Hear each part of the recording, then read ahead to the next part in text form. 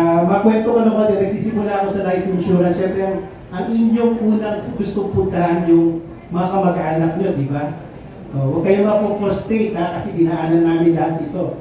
Nung nag-graduate po ako ng Bachelor of Science in Industrial Engineering, at sinabi ko, IE po ako by profession, at nung sinabi ko sa nanay ko, mag-insurance agent ako, parang nagalit siya sa akin.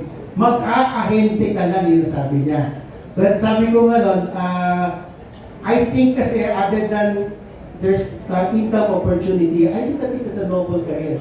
Kumikita ka na, nakakatulong ka pa sa buhay ng kapwa Pilipino. So, I cannot deny na medyo mahirap lalo-lalo sa kamag-anak. Pero, once you have committed to the career, at pag nakita nilang you're growing in the profession, able to buy your own car, able to buy your own house, at ang ganda ng serbisyo mo sa kliyente, sila mismo, and even your satisfied clients, they become your walking billboards. Alam mo yung mga billboard sa kalye na may advertisement, napakamahal po yan. Isang buwan dyan, ang billboard is 60,000 to 100,000. But if you're able to provide good service to your clients, sila mismo magre-recommenda sa'yo. So, life insurance, dito ka na sa ahente ko, napakagaling. Diba? Ang ganda na din life insurance company.